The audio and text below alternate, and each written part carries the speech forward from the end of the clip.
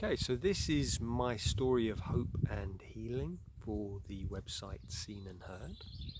My name is Piers and I work as a coach mainly for boarding school survivors. I work with a lot of CEOs, executives and business owners.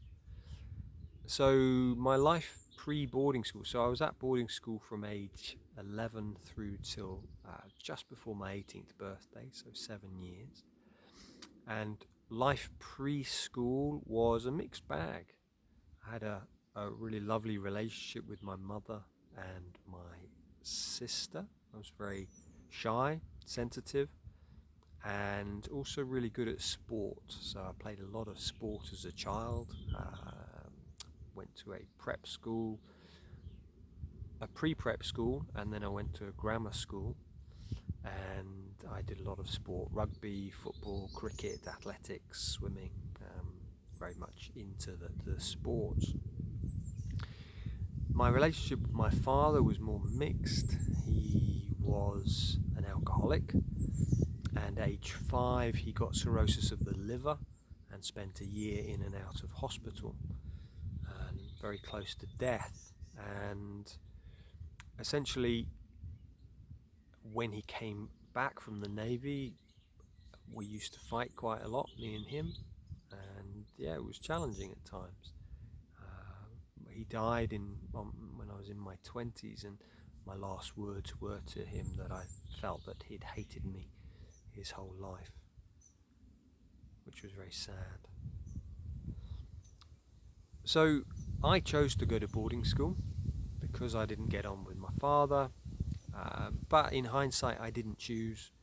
It was, the literature I was reading, the boys' own magazines, journals, books, and also that all of my family were ex-boarders.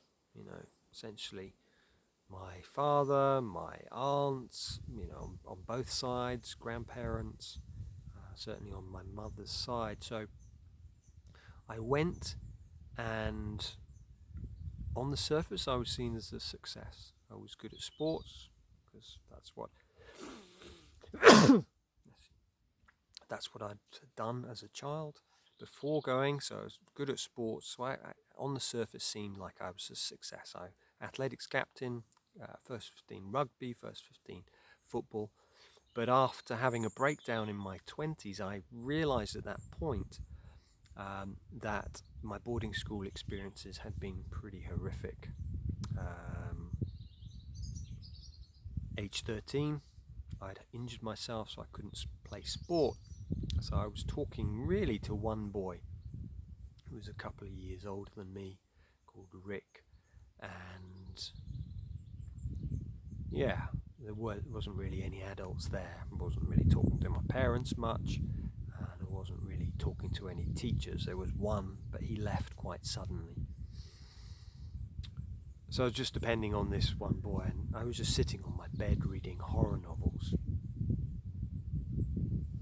And I was getting really depressed, and one day I decided, right, I'm going to go and see the doctor, say I'm suicidal, I'm depressed, can you help me?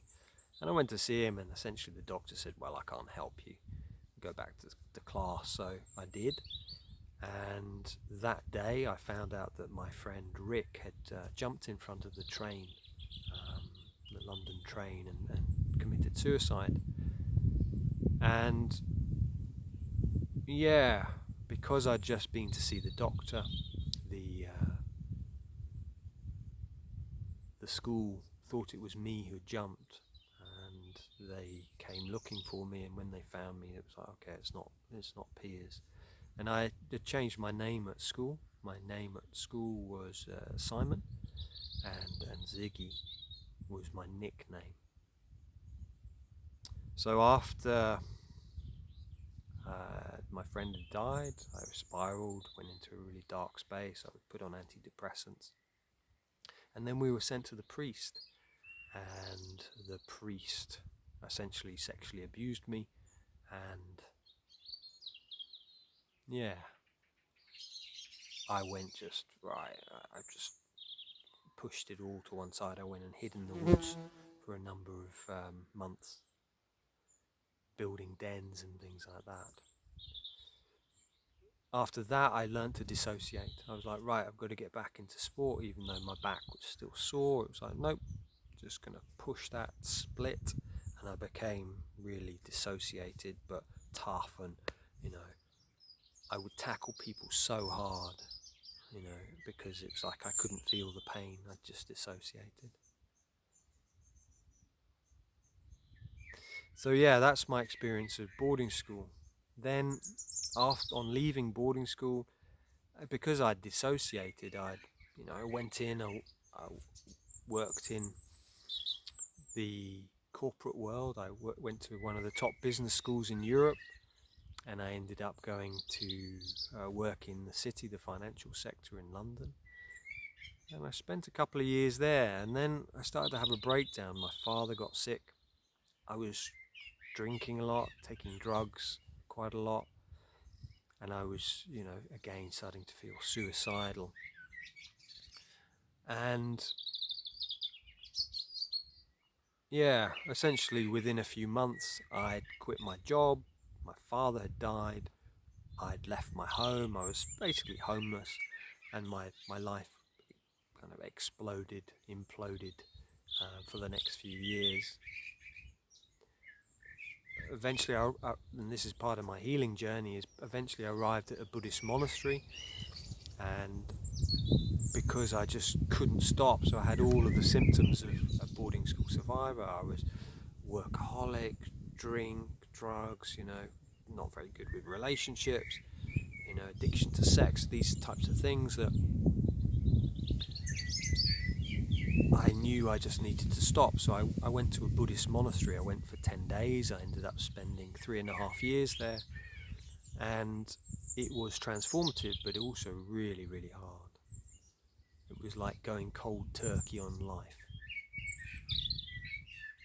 And for a couple of years I self-harmed, tried to commit suicide, but I was being supported by the monks, and I was being supported by a Jungian analyst.